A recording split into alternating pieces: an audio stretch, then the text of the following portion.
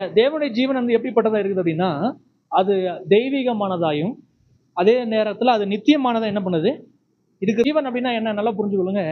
அதாவது ஒரு காரியம் பாய்ந்தோடினா அதுக்கு பேர் என்னன்னு அர்த்தம்? ஜீவனா இருக்குது. அது ஒரு அது அதால பாய்ந்தோட முடியல அப்படின்னா அதுக்கு பேர் ஜீவன் கிடையவே. ஏன்னா இங்க வாசிக்கிறோம், அந்த சிங்காசனத்திலிருந்து ஜீவன் நதி என்ன பாய்ந்தோட கூடியதா இருந்தது. அவர் வெளிப்பட்டார். அது அவரிடத்திலிருந்து என்ன பண்ணுது, அவர் மரித்து உயிரோடு எழுந்ததினால மட்டும்தான் அவருக்குள்ள இருக்கிற ஜீவன் என்ன பண்ணுது, ஆவியானவராக உருமாற்றப்பட்டு இன்றைக்கு ஒவ்வொரு மனிதனுக்குள்ளேயும் பாய்ந்தோட கூடியதா இருக்கிறது. அப்ப ஜீவன் என்ன? தேவனுடைய ஜீவன் மட்டுமே ஜீவன். ரெண்டாவது காரியம், தேவனிடத்திலிருந்து வெளிப்பாயக்கூடிய எதுவுமே அது ஜீவனா என்ன பண்ணுது இருக்கிறது. அல்லேலூயா. பழைய ஏற்பாட்டில் இருக்கிற அந்த மோசே கண்மலை அடித்தும் போது அங்கிருந்து என்ன தண்ணி புறப்பட்டுதான், ஜீவ தண்ணீர் நதிகள் புறப்பட்டு வந்தது என்ற இந்த ஜீவனுடைய பாய்ந்தோடுதலுக்கு தான் சபை என்ன பண்ணும், முக்கியத்துவம் கொடுக்கக்கூடியதா இருக்கும். அல்லேலூயா. இன்னைக்கு சபையில் இருக்கிற மிகப்பெரிய பிரச்சனை அப்படின்னா என்ன அப்படின்னா, நிறைய கிறிஸ்தவ தலைவர்கிட்ட சில போதனையாளர்கள் பிரசங்கிக்கிற ஆட்கள்கிட்ட இருக்கிற மிகப்பெரிய பிரச்சனை என்ன அப்படின்னா, அவங்க என்ன நினைக்கிறாங்கன்னா, சபைக்கு நிறைய உபதேசத்தை கொடுத்தா, நிறைய அந்த டீச்சிங் கொடுத்தா அவங்க என்ன பண்றாங்க, அவங்க கட்டி எழுப்பப்படுவாங்க அப்படின்னு நினைக்கிறாங்க. ஆனா ஒரு நாளும் உபதேசங்கள் ஒரு மனிதனை கட்டி எழுப்பாது. உபதேசங்கள் என்றைக்கு ஒரு மனிதனை பிரிக்கக்கூடியதா இருக்கும். அல்லேலூயா. ஏன் அப்படின்னா, இன்னைக்கு பாருங்க, இன்னைக்கு ஏன் சபைகள் பிரிஞ்சிருக்கு அப்படின்னா, அவங்களுக்கு பிரச்சனை என்ன? உபதேசம் தான் பிரச்சனையா? இன்னைக்கு நிறைய பேரளவு சபைகள் இருக்குது, அதை குறித்து நம்ம சொல்ல வரல. இன்னைக்கு நீங்க ஆவிக்குரிய சபைகள் என்று சொல்கிற ஆவிக்குரிய சபைகளிலேயே நிறைய பிரிவினைகள் என்ன பண்ணுது இருக்கிறது. அல்லேலூயா. அவர்களே பாருங்க, சிலர் நாங்க விசுவாசத்துக்குரியவங்க, நாங்க கிருபைக்குரியவங்க, நாங்க இம்மாற்றல்னா சாம வரணுங்களா? என்ன அர்த்தம்? சாவில்லாத ஒரு வாழ்க்கைக்கு நாங்க உரியவங்க, நாங்க மரணத்துக்கு அப்படின்னு சொல்லி நிறைய பிரிவுகள் என்ன பண்ணுது. இதெல்லாம் இந்த பிரிவு எல்லாம் ஏன் வந்து அப்படின்னா, அவர்களுக்குள்ள நல்லா புரிஞ்சுக்கொள்ளுங்களேன், எவ்வளவு உபதேசங்கள் அவங்க அதிகமா கொடுக்குறாங்களோ அவ்வளவுக்கு அதிகமா பிரிவினைகள் தான் கண்டிப்பா இருக்கும். சபைக்கு என்ன தேவையானது அப்படின்னா, உபதேசங்கள் அதிகமாய் தேவை கிடையாது. சபைக்கு தேவையானது அப்படின்னா, ஜீவனின் பாய்ந்தோடல் மட்டுமே தேவையானதா இருக்கிறது. அல்லேலூயா. சபை என்னவா இருக்கிறது? கிறிஸ்துவின் சரீரமா இருக்கிறது. எல்லாம் பக்கத்துல பேசணும். நீங்க கிறிஸ்துவின் சரீரமா இருக்கிறீங்க. அல்லேலூயா. சரீரம் அப்படின்னா அதுக்கு என்ன தேவை? ஜீவன் கண்டிப்பா அவசியம். அப்போ அந்த சரீரத்துக்குள்ள ஒருவேளை ஜீவன் இல்லை அப்படின்னா அது என்னவா இருக்குது? அது சடலமாய் தான் கண்டிப்பா இருக்கும். அல்லேலூயா. இன்றைக்கு ஆவிக்குரிய சபைகள் என்று சொல்லக்கூடியவர்கள் நிறைய உபதேசங்கள் இருந்துச்சு அப்படின்னா அவைகள் வெறும் சடலமாய் தான் இருக்குமே தவிர அவைகளுக்குள்ள ஜீவன் இருக்கவே இருக்காது. அப்போ சபைக்கு என்ன தேவை அப்படின்னா, அது கண்டிப்பா ஜீவன் மட்டும்தான் தேவை. அந்த ஜீவன் எப்போ வரும் அப்படின்னா, நீங்க என்றைக்கு தேவனை நீங்க தொடர்பு கொண்டு ஜெபத்துல அவரை நோக்கி நீங்க பாக்குறீங்க, பரலோகத்தை எப்பெல்லாம் நீங்க தொடர்பு கொள்றீங்களோ அப்பெல்லாம் அந்த ஜீவன் நதி உங்களுக்குள்ள பாய்ந்தோட கூடியதான் இருக்கும். அந்த பாய்ந்தோடுதல் உங்களுக்குள்ள என்ன பண்ணும் அப்படின்னா, ஏற்கனவே நீங்க ரட்சிக்கப்பட்டு உடனே அவங்களுக்குள்ள அவர் என்ன பண்ண கடந்து வரக்கூடியவரா இருக்கிறார். ஓரளவுக்கு உங்களுக்குள்ள தேவன் இருக்கிறாரு. என்ன நடக்கும் அப்படின்னா, நீங்க எவ்வளவு அதிகமா நீங்க தேவனை தொடர்பு கொள்ளக்கூடியவர்களா இருக்கிறீங்களோ அவ்வளவு அதிகமா நீங்க என்ன பண்ணுங்க அப்படின்னா, நீங்க பொண்ணாக நீங்க மாற்றப்படக்கூடியவர்களா இருப்பீங்க. ஆதியாகமத்துல நம்ம ஒரு ஏவாளை குறிச்சு உங்களால பார்க்க முடியும். அதே வெளிப்படுத்த விசேஷம் 21 22 அதிகாரத்திலேயே ஒரு ஏவாளை உங்களால பார்க்க முடியும். அல்லேலூயா. ஆதியாகமத்துல யார் இருக்கிறது? ஏவாள் ஆகிய ஒரே மணவாட்டி என்ன பண்றா இருக்கிறா. அதே புதிய ஏற்பாட்டுல வெளிப்படுத்த விசேஷம் 21 அதிகாரத்திலும் 22 அதிகாரத்திலையும் ஒரு மணவாட்டி உங்களால பார்க்க முடியும். அது என்ன எடுத்து வாசிங்களேன். வெளிப்படுத்த விசேஷம் 21 அதிகாரம், அதுல முதல் வசனம் வாசிங்க. பின்பு நான் புதிய வானத்தையும் புதிய பூமியையும் கண்டேன். முந்தின வானமும் முந்தின பூமியும் ஒழிந்து போயின. சமுத்திரமும் இல்லாமற் போயிற்று. யோவானாகிய நான் புதிய எருசலேமாகிய பரிசுத்த நகரத்தை தேவனிடத்திலிருந்து பரலோகத்தை விட்டு இறங்கி வர கண்டேன். அது தன் புருஷனுக்காக அலங்கரிக்கப்பட்ட மணவாட்டியைப் போல ஆயத்தமாக்கப்பட்டிருந்தது. அதாவது அந்த வரப்போகிற அந்த புதிய எருசலேம் எப்படிப்பட்டது அப்படின்னா, முதல்ல இங்க வேதம் 21 அதிகாரத்துல புதிய வானத்தையும் புதிய பூமியை நான் என்ன பண்ணேன்? கண்டேன். முந்தின வானமும் பூமியும் என்ன பண்ணிட்ட? ஒளிந்து. இந்த பூமியும் இந்த வானம் என்ன பண்ணிச்சா? ஒளிந்து போகக்கூடியதா இருந்து. அது மட்டும் இல்ல, ஒரு நகரம் என்ன பண்ணிச்சான்?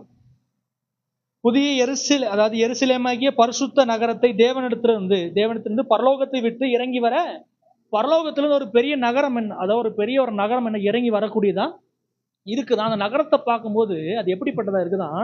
தன் புருஷனுக்காக அலங்கரிக்கப்பட்ட மணவாட்டியை போல என்ன பண்ணுதான்? ஆயத்தமாக்கப்பட்டு இருக்கிறது. அப்போ அந்த நகரம் அப்படி இறங்கி வரக்கூடிய அந்த நகரம் எப்படிப்பட்டதா இருக்குது? அது பரலோகத்திலிருந்து இறங்கி வரக்கூடியதான் ஒரு பக்கம் இருக்குது. அது மட்டும் இல்ல, அது ஒரு மணவாட்டியை போல என்ன பண்ணுதான்? இருக்கிறது. அப்ப அதான் சொல்றேன், நீங்க பழைய ஏற்பாட்டுல ஆதியாகமத்துல ஏவாளின் ஒரே மணவாட்டி உங்களால பார்க்க முடியும். இதே இந்த புதிய எருசலேமாகிய அந்த மணவாட்டியும் குறித்து அதுவும் ஒரே ஒரு மணவாட்டி தான் அடையாளப்படுத்தக்கூடிய ஒன்றா இருக்கிறது. இதெல்லாம் எதை ஒரு மறைமுகமாய் வெளிப்படுத்து அப்படின்னு இன்னும் ஒரு வசனம் வாசிங்க தெரியும். 21ஆம் அதிகாரத்துல அது 10ஆம் வசனம் வாசிங்க.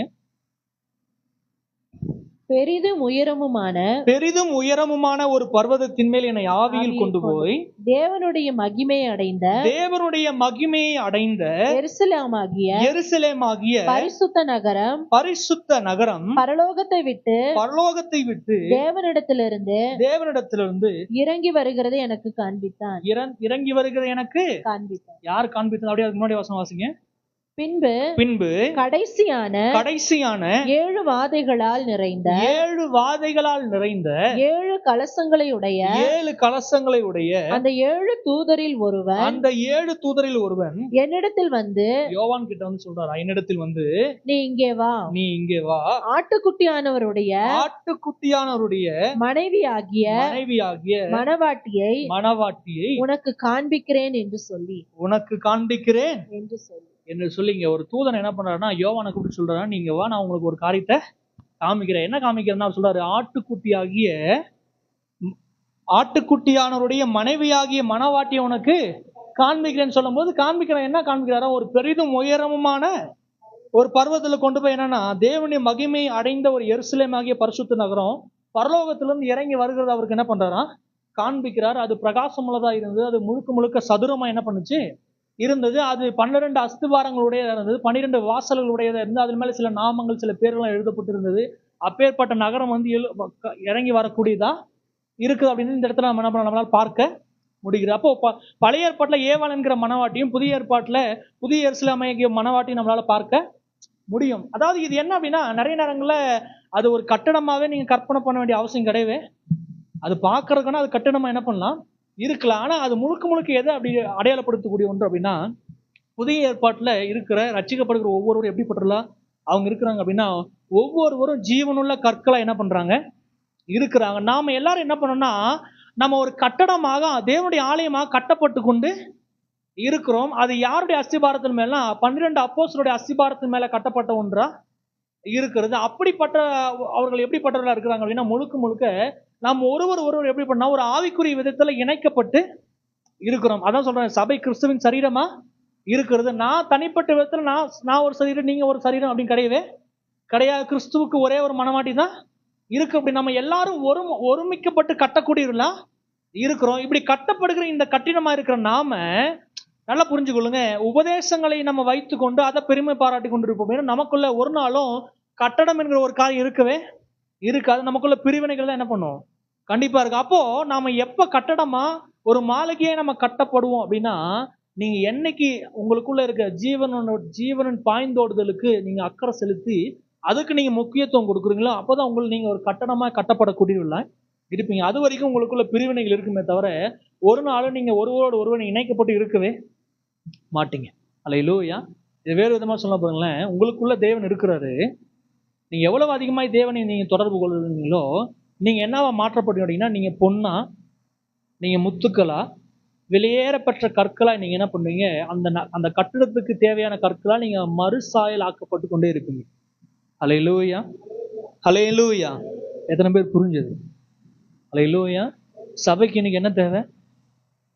உபதேசங்கள் தேவையா, இல்ல ஜீவனின் பாய்ந்தோடுதல் தேவையா?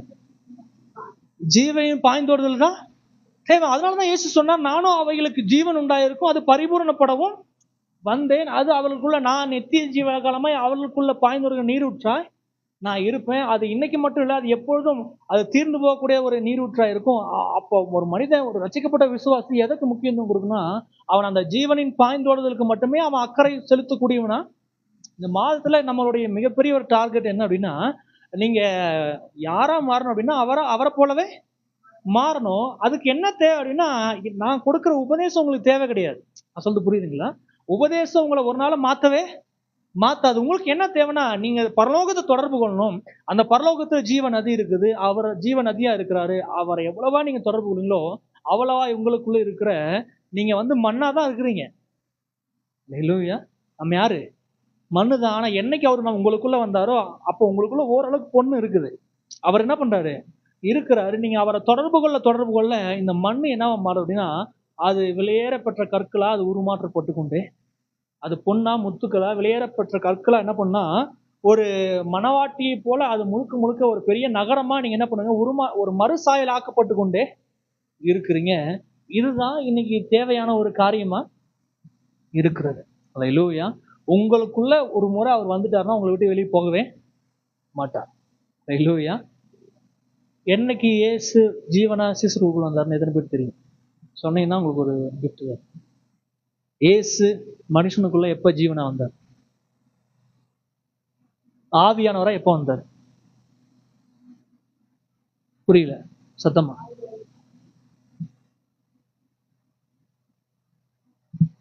இன்னொரு இருப்பாரு, அவர் வருவார். ஓகே, வேற? ஹல்லேலூயா.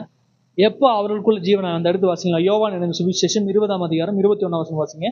யோவான் 20:21.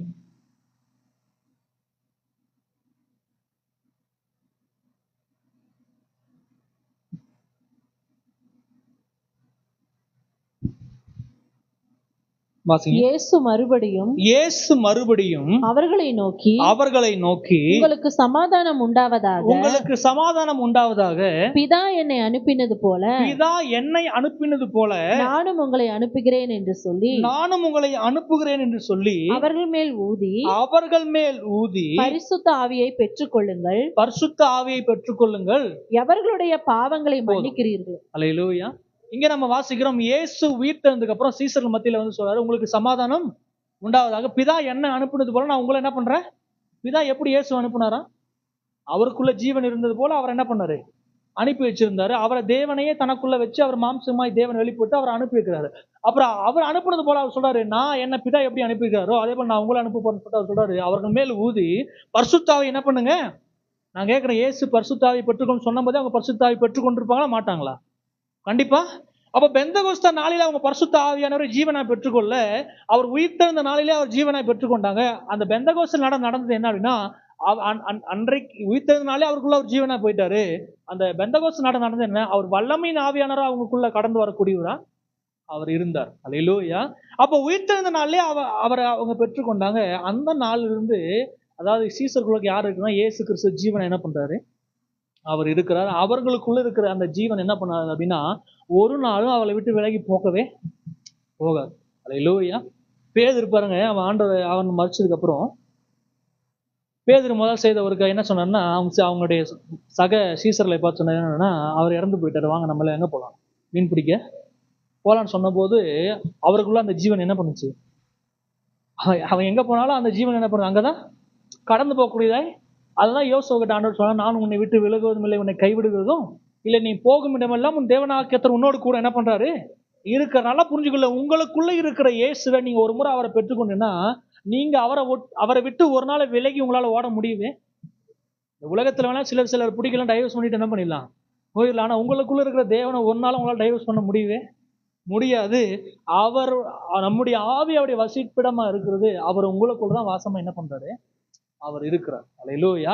அப்போ சபை வாழ்க்கையை நீங்க நடைமுறைப்படுத்துவதற்கான மிகப்பெரிய ஒரு வழி என்ன அப்படின்னா, நீங்க பெரிய ஒரு சில நடைமுறைக்குரிய விதத்துல ஏதோ ஒரு வரங்களை நீங்க உரையில இருப்பீங்க, நீங்க அந்நிய பாஷை பேசுறது, அவைகள் உங்களுக்கு சபை வாழ்க்கை நடைமுறைப்படுத்துக்கான ஒரு சரியான வழி கிடையாது. சபை வாழ்க்கைய நீங்க நடைமுறைப்படுத்துக்கான வழி, அல்லது நீங்க கிறிஸ்துவின் சரீரமா இருக்கணும், இல்ல தேவனின் நோக்கத்தை நீங்க வெளிப்படுத்த, நீங்க அவரை வெளிப்படுத்தக்கூடிய இருக்கும்னா, மிகப்பெரிய ஒரே ஒரு காரியம் என்ன அப்படின்னா, தேவன் உங்களுக்குள்ள ஜீவனாய் பாய்ந்து வருவது மட்டுமே அது முக்கியமானதா இருக்கிற உங்களுக்குள்ள பாய்ந்தோடுகிற தேவன் தான் தேவன் இலக்கா இருக்கிறது. ஒரு மற்ற காரியங்கள் எல்லாம் சுவிசேஷம் பிரசங்கிக்கிறது, மற்ற எல்லா காரியமும் தேவனுடைய சித்தத்துள்ள மற்ற காரியங்கள் தான். ஆனா தேவனுடைய மிக பிரதானமான ஒரு நோக்கம் என்ன அப்படின்னா, அது முழுக்க முழுக்க அவர் உங்களுக்குள்ள பாய்ந்தோட வேண்டும் என்பதுதான் தேவனுடைய திட்டமாய்.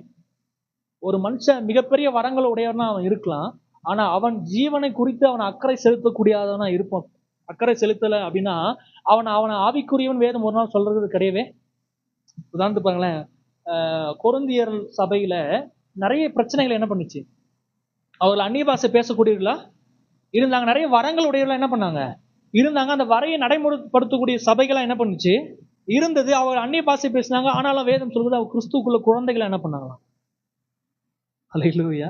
எத்தனை பேர் புரியுது? கொரிந்தியர்கிட்ட நிறைய பிரச்சனைகள் என்ன பண்ணுச்சு, அவங்களுக்குள்ள நிறைய பிரிவினைகள் என்ன பண்ணுச்சு. ஆனா அவங்க அந்நிய பாஷைலாம் பேசினா வரங்கள் உடையவர்களா என்ன பண்ணாங்க. அப்ப எதுக்கு நம்ம முக்கியத்துவம் கொடுக்கணும்? அல்லேலூயா. நீங்க இப்படி சொல்ல பாருங்களேன், நான் உங்களுக்கு ஏதோ புத்திமதியை சொல்லி உங்களை திருத்தி உங்களை மேம்படுத்துறதுக்கு ஒன்றும் நான் இங்க இல்லவே இல்லை. அல்லேலூயா.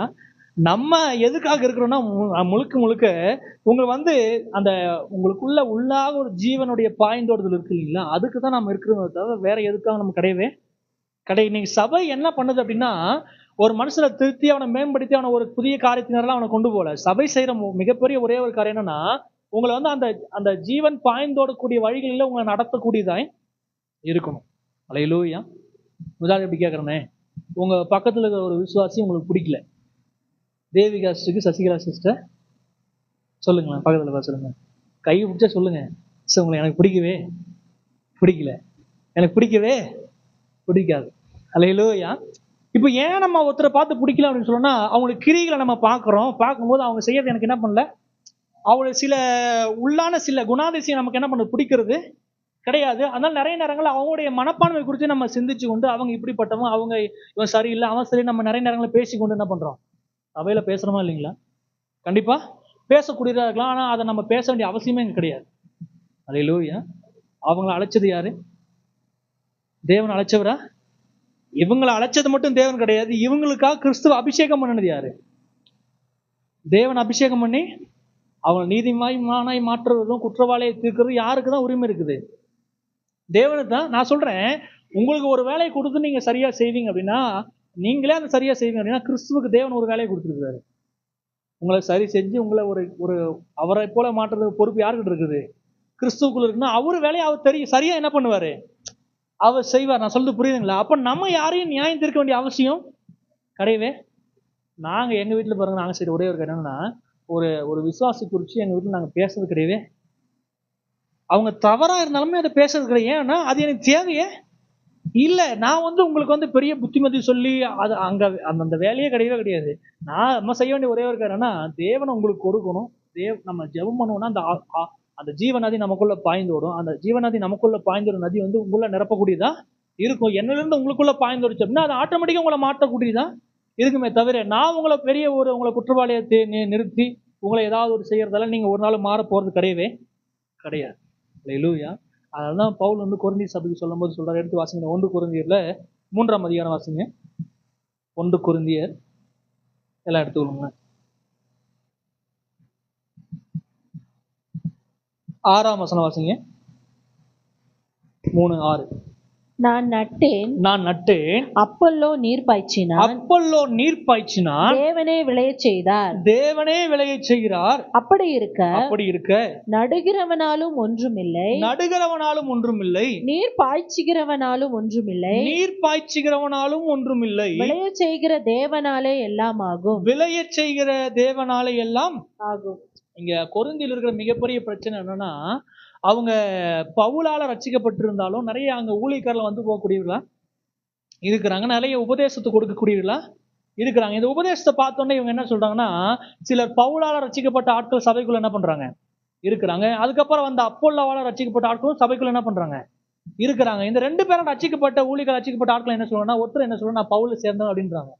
இன்னொருத்தர் என்ன சொல்றாங்க, நான் அப்போல்லாவை சேர்ந்தேன் அப்படின்னு சொல்லிட்டு நிறைய பிரிவினைகளை இந்த சபைக்குள்ள நம்ம கடந்து வரக்கூடியதா இருக்கிறது. இப்பேற்பட்ட சபைக்கு பவுல் ஒரு லெட்டர் என்ன சொன்னா, நீங்க எவ்வளவு பெரிய ஆவிக்குரிய வரங்கள் உடையவளா இருந்தாலும் நீங்க கிறிஸ்துவுக்குள்ள என்னவா இருக்கிறீங்க, குழந்தைகளா இருக்கிறீங்க.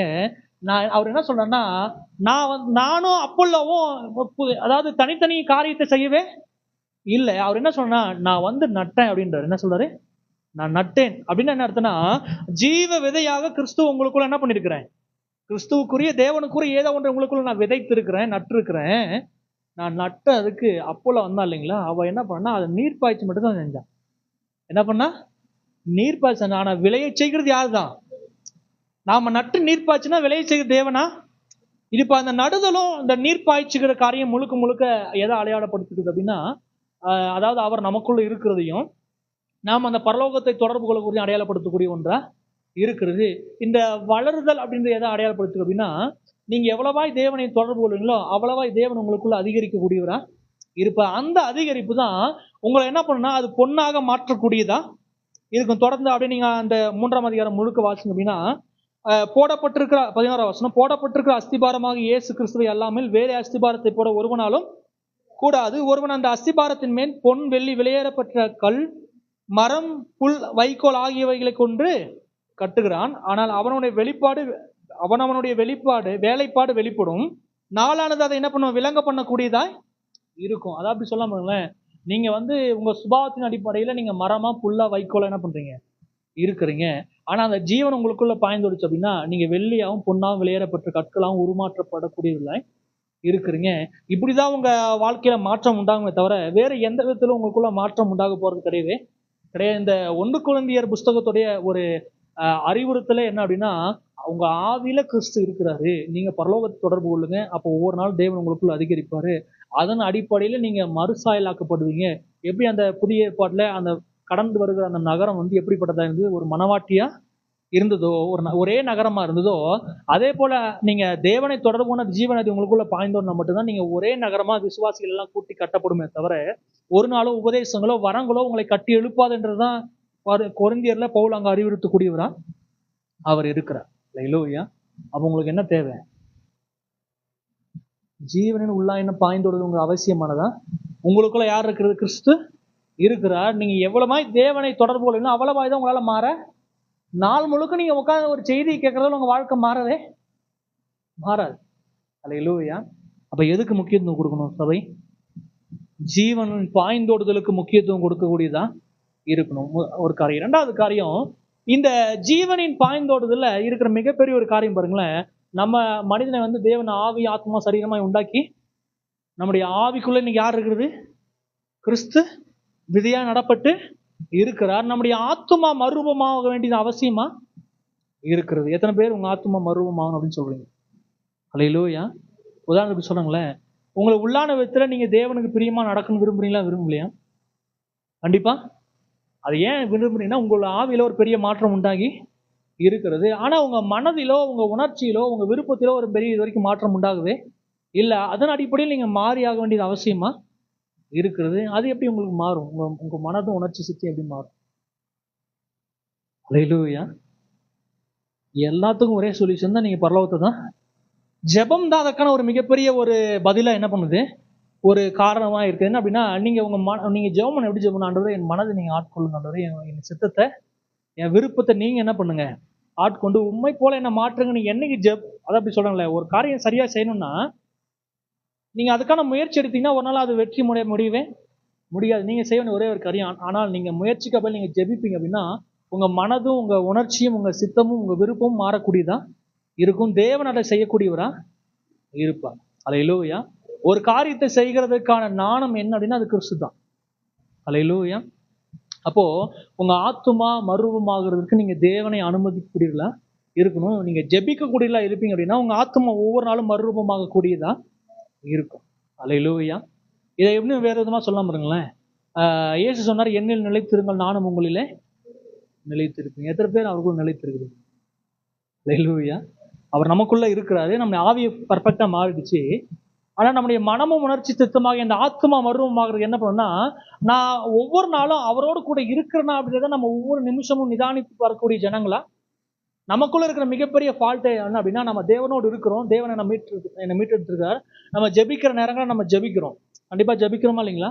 காலையில ஜெபிக்கிறீங்க, மதிய நேரங்கள் ஜெபிக்கிறீங்க, இரவு நேரங்கள் உங்களால கண்டிப்பா என்ன பண்ணீங்க, ஜெபிக்கிறீங்களா இருக்கிறீங்க. ஆனாலும் அவரை நிலைத்திருக்க வேண்டியது அவசியம். நிலைத்திருக்குது அப்படின்னா நல்லா புரிஞ்சுக்கொள்ளுங்களேன். அதாவது ஒவ்வொரு சில மணி நேரங்களுக்கு ஒரு முறை நீங்க என்ன பண்ணா, நீங்க கிறிஸ்துவுக்குள்ள இருக்கிறீங்களா அப்படின்றத நீங்க நிதானித்து பார்க்க வேண்டியது அவசியமா இருக்கிறது. ஸ்பர்ஜன் என்கிற ஒரு தேவ மனுஷன் இப்படியா கேட்பார். அதாவது மிகப்பெரிய ஒரு பிரசங்கிகளின் பிரபு அப்படின்னால இவர் கிட்டத்தட்ட ஒரு மிகப்பெரிய ஊழியத்தை செய்த ஒரு நபரா இருக்கிறார். இவர் என்ன பண்ணுவார் அப்படின்னா, ஒரு 10 நிமிடத்துக்கு ஒரு முறை இவர் தன்னை பார்த்து கேட்டுக்கொள்வார். என்ன கேட்டுக்கொள்னா, ஸ்பர்ஜா நீ கிறிஸ்துவுக்குள்ள இருக்கிறாயா அப்படின்னு ஒரு 10 நிமிடத்துக்கு ஒரு முறை இவரை பார்த்து இவர் கேட்டுக்குவார்.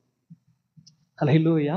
ஏன் அப்படின்னா, நிறைய நேரங்கள நம்ம சில சூழ்நிலை நேரம் கடந்து போகும், நம்ம வாழ்க்கையில கடந்து போகும், சில வேலை ஸ்தலம் கடந்து போகும். நம்ம என்ன பண்ணோம் அப்படின்னா, நம்மையும் கிறிஸ்துவை விட்டு பிரிக்கிற நிறைய காரியம் நம்ம வாழ்க்கையில கடந்து வரக்கூடியதான் இருக்கும். தேவனை விட்டு அவருடைய திட்டங்களை விட்டு நம்ம திசை திருப்பக்கூடியல கண்டிப்பா திசை திருப்பப்பட்டிருப்போம். அப்படி திருப்பப்பட்டு இருக்கிற நேரங்கள் நம்ம என்ன யோசிக்கும் அப்படின்னா, நான் கிறிஸ்துவுக்குள்ள இருக்கிறேன்னா ஏதாவது என்ன கிறிஸ்துவை விட்டு தேவனை விட்டு பிரித்து இருக்குதா அப்படின்றத நீங்க நிதானித்து பார்க்கல, நீங்க இதுல விழித்து இல்லை அப்படின்னா, நீங்க நிச்சயமாகவே ஒரு நாள் ஆண்டவர் விட்டு தூரம் போய் நீங்க கண்டிப்பா ஜெபம் பண்ணிருப்பீங்க. காலையில நீங்க ஜெபம் பண்ணி நல்லா இருந்திருக்கலாம். ஆனா மதிய நேரத்துக்குள்ள அவன் உள்ள பிசாசனம் உள்ள ஏதாவது ஒன்று காரியத்தை செய்திருக்கலாம். நீங்க கோவப்படக்கூடியதாக ஒருவேளை நீங்க எரிச்சல் அடையக்கூடியதாக என்ன பண்ணலாம், நீங்க இருக்கலாம். ஆனா நீங்க சிந்தித்து பார்க்கணும், நான் கிறிஸ்துக்குள்ள இருக்கிறேன், அவருக்குள்ள நிலைத்திருக்கிறேன் அப்படின்னு நீங்க சிந்தித்து பார்ப்பீங்க அப்படின்னா, நீங்க நிச்சயமாகவே நீங்க அந்த ஆத்துமாவிலிருந்து நிச்சயமாக நீங்க ஆவிக்கு திருப்பப்படக்கூடியவர்களாய் இருப்பீங்க. அல்லேலூயா. எத்தனை பேர் உங்க ஆத்துமா மறுரூபமாக்க உங்களை நீங்க சிந்திக்க போறீங்க? அல்லேலூயா. வாசிங்க 1 கொரிந்தியர்ல 24 வசனம் நினைக்கிறேன். ஓகே, 24 வாசிங்க. 1 கொரிந்தியர் 1:24. ஆகிலும் யூதரானாலும் கிரேக்கரானாலும் எவர்கள் அழைக்கப்பட்டிருக்கிறார்களோ அவர்களுக்கு கிறிஸ்து தேவ பலனும் தேவ ஞானமுமாய் இருக்கிறார்.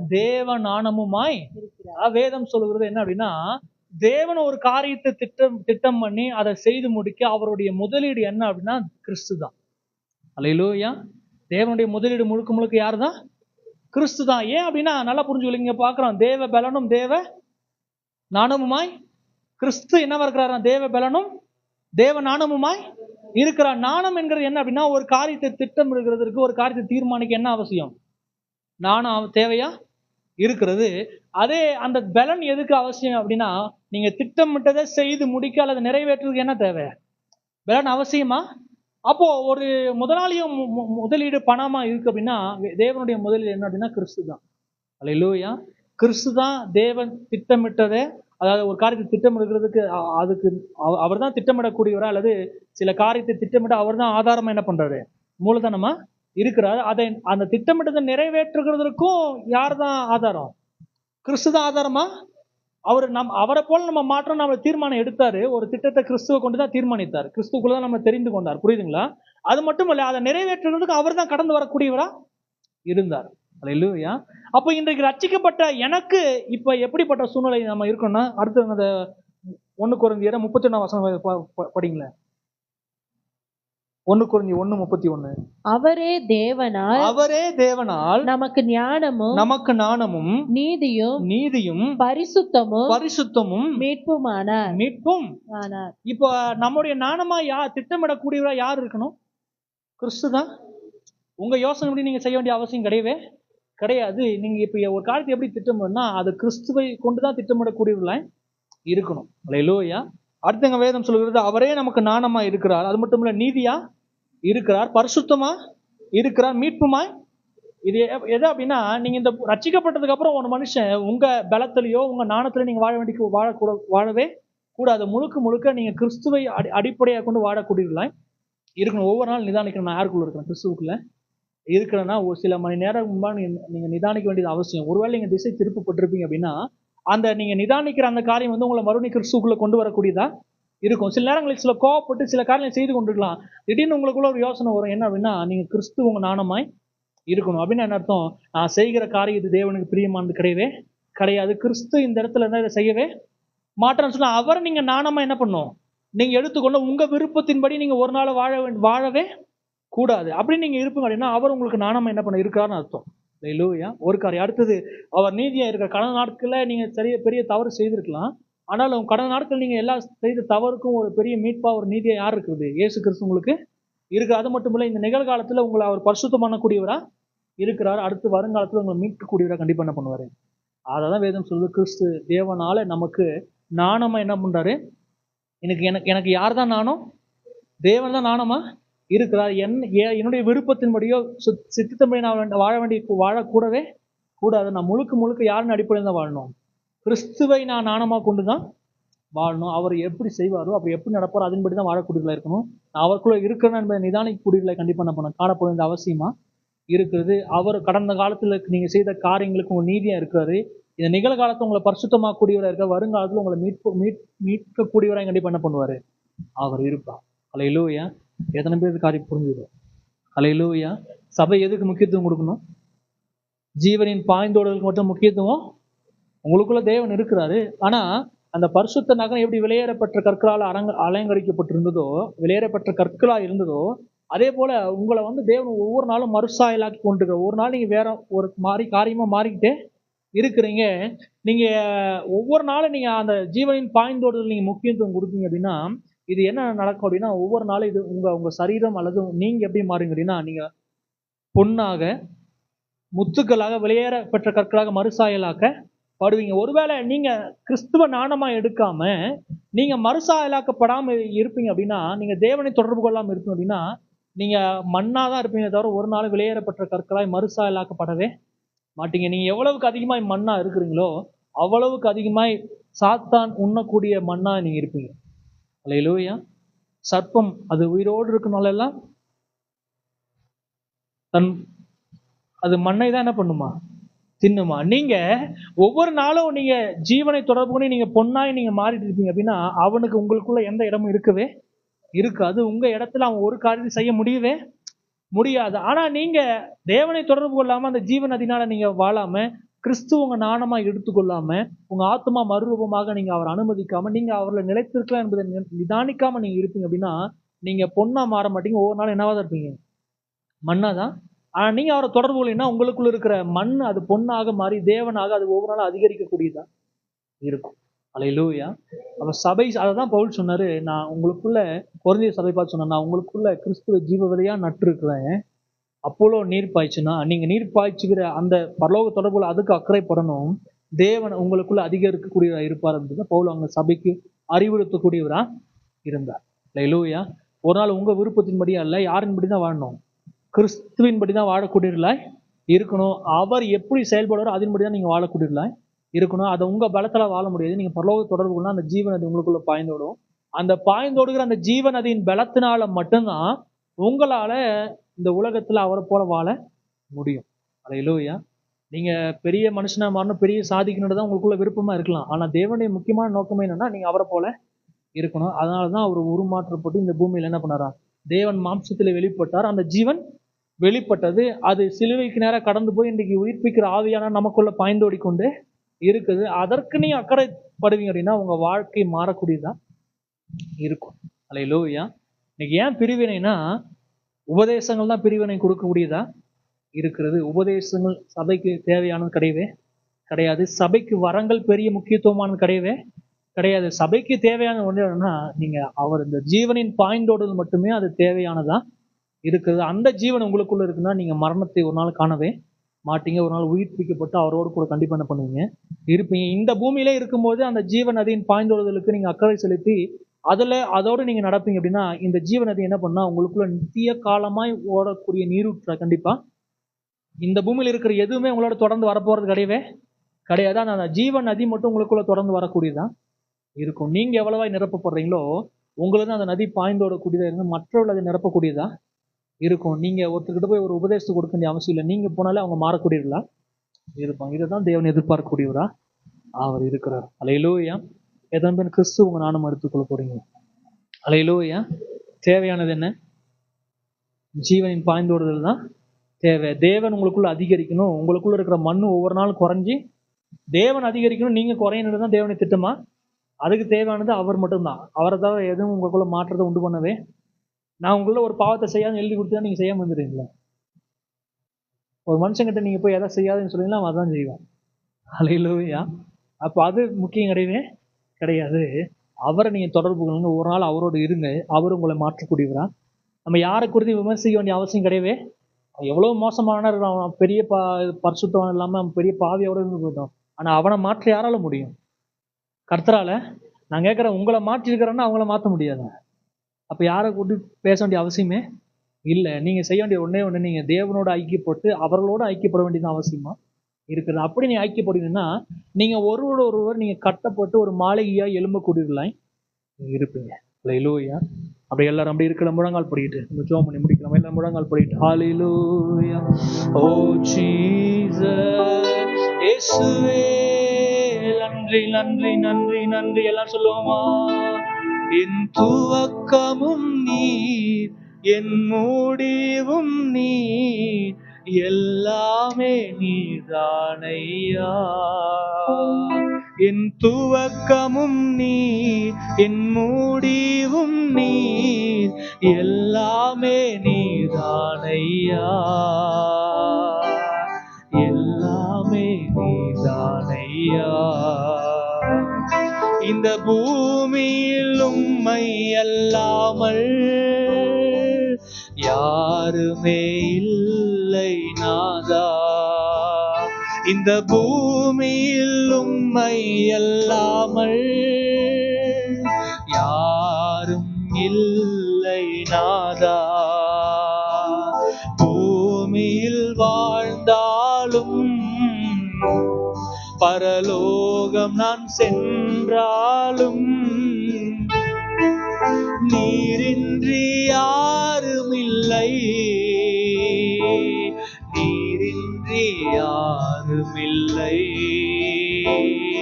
என் துவக்கமும் நீர், என் முடிவும் நீர், எல்லாமே நீதானையா. என் துவக்கமும் நீர், என் முடிவும் நீர், எல்லாமே நீதானையா. என் துவக்கமும் நீர், என் முடிவும் நீர், எல்லாமே நீதானையா. எத்தனை பேர் நம்புறீங்க? இந்த பூமியில நீங்க வாழ்ந்தாலும், நம்ம பரலோகம் கடந்து போனாலும் அவரே நமக்கு ஆதாரமாய், அவரே எல்லாமுமாய் இருக்க எத்தனை பேர் நம்புறீங்க? ஆண்டவரே, ஜீவனின் அந்த பாய்ந்தோடுதல் நித்தியமா இருக்கிற எந்த அழிவையும் எந்த தாக்குதலையும் சந்தித்த பிறகும் அது அப்படியே நிலைத்திருக்கிற மாறாதா இருக்கிற அந்த ஜீவன் எங்களுக்குள்ள அது ஓடுகிறபடினாலே ஆண்டவரே, அந்த ஜீவனின் பாய்ந்தோடுதலுக்கே நாங்கள் முக்கியத்துவம் கொடுக்கிறோம். பரலோகத்திலிருந்து துவங்குகிற அந்த நதி ஆண்டவரே எங்களுக்குள்ள அதிகமாய் பாய்ந்தோட ஆண்டவரே ஒருவருக்கொருவர் நாங்கள் கட்டி எழுப்பப்படுகிறதற்கு ஆண்டவரே அந்த ஜீவனின் பாய்ந்தோடுதல் எங்கள் ஒவ்வொருவருக்குள்ளாக தந்து ஆண்டவரே நீங்க எங்களை நடத்துகின்ற சொல்லி எல்லாம் கேட்கலாமா? ஹல்லேலூயா ஹல்லேலூயா. ஓ ரிஷபரபலகதிரிமிலி அந்தரலரலரா. ஓ ஹல்லேலூயா ஹல்லேலூயா. பிசாசோட மிகப்பெரிய தந்திரம் என்ன அப்படின்னா, இன்னைக்கு சபைகளை அவன் பிரித்து வைத்திருக்கிறான். அவன் செய்த ஒரே ஒரு காரியம், இந்த ஜீவனின் பாய்ந்தோடுதலுக்கு சபைகள் முக்கியத்துவம் கொடுக்காத அளவுக்கு இந்த காரியங்களை அவன் விசுவாசிகள் மத்தியில இதுவரைக்கும் அவன் மறைத்து வைத்திருக்கக்கூடியவனா இருக்கிறான். ஆனால் தேவன் இன்றைக்கு அதை நம்ம வெளிப்படுத்திருக்கிறார். நம்ம விசுவாச நாம இல்லாட்டவரே, நாங்க இந்த உலகத்துல ஏதோ ஒரு காரியத்துக்கு அல்ல, ஜீவனின் பாய்ந்தோடுதலுக்கு மட்டுமே ஒவ்வொரு நாளும் முக்கியத்துவம் கொடுத்து அந்த ஆண்டவரே ஜீவ நதியை நாங்க தொடர்பு கொண்டு ஒவ்வொரு நாளும் அந்த நீரூற்றினால் நிரப்பப்படுகிறதற்கு எங்களுக்கு அனுக்கிரகம் தாங்க ஜெபிக்கலாமா? ஹல்லேலூயா ஹல்லேலூயா ஹல்லேலூயா. ஓ இயேசுவே, நீ நன்றி நன்றி ஆண்டவரே. எல்லாரும் கரங்களை உயர்த்தி, என் துவக்கமும் நீ, என் முடிவும் நீ, எல்லாமே நீதானையா. என் துவக்கமும் நீ, என் முடிவும் நீ, எல்லாமே நீதானையா. ஆமென் ஆண்டவரே. ஆமென். பரலோகத்தின் நல்ல ஆண்டவரே, இதனால மறுபடியுமாய் ஆண்டவரே உங்க சமூகத்துல நாங்கள் கடந்து வருகிறோம். எங்கள் ஒவ்வொருவரையும் உங்க ஜீவ நதியினாலே நிரப்பி ஆண்டவர் மண்ணாய் இருக்கிற எங்களை ஆண்டவரே பொன்னாக ஆண்டவரை முத்துக்களாக விலையேறப்பட்ட கற்களாக மறுசாயலாக்கி ஆவிக்கேற்ற மாளிகையாக ஜீவனுள்ள கற்களாக எங்களை ஒவ்வொரு நாள் ஆண்டவரை மறுசாயலாய் மாற்றி எங்களை கட்டி எழுப்பப்படும்படியாய் ஆண்டவரே நாங்கள் ஜெபிக்கிறோம். எங்களுக்குள்ள பிரிவினைகளுக்கு இடமில்லை ஆண்டவரே. எல்லாருக்குள்ளும் கிறிஸ்துவே ஒன்றாய் இருக்கிறபடினாலே, நாங்கள் கிறிஸ்துவின் சரீரமா இருக்கிறபடினாலே ஆண்டவரே அந்த ஜீவனுக்கு முக்கியத்துவம் கொடுத்து ஒவ்வொரு நாளும் உண்மையிலே பலப்பட எங்களுக்கு கிருபை தரும்படியா நாங்கள் ஜெபிக்கிறோம். வந்திருக்கிற ஒவ்வொரு கரத்துல ஒப்பு கொடுக்கிறோம். வீடுகளில் இருக்கிற ஒவ்வொரு ஜனங்களையும் ஒப்பு கொடுக்கிறோம். இதனால பலவீனமா இருக்கிற ஒவ்வொரு பிள்ளைகளும் அன்பின் கரங்களை ஒப்பு கொடுத்து நாங்கள் ஜெபிக்கிறோம் ஆண்டவரே. அவங்க பலவீனம் எல்லாம் நீங்க கத்தர் மாற்றி அவர் சபையிலே கொண்டு வந்து சேருங்க. எல்லாரும் ஆண்டவரே ஜீவனின் பாய்ந்தொடுக்கிற முக்கியத்துவம் கொடுத்து உண்மையிலே வளரக்கூடிய பிள்ளைகளாக, உண்மையிலே பலப்படுகிற பிள்ளைகளாக ஒவ்வொருவரும் நீங்க மறுரூபமாக்கும்படியா நாங்கள் ஜெபித்து எல்லாரும் கரங்களை ஒப்பு கொடுக்கிறோம். இயேசு கிறிஸ்துவின் நாமத்தில் ஜெபிக்கிறோம் எங்கள் ஜீவனுள்ள நல்ல பிதாவே, ஆமென். ஆத்துமாவே கர்த்தரை ஸ்தோத்திரி, என் முழு உள்ளமே பரிசுத்த நாமத்தை ஸ்தோத்திரி.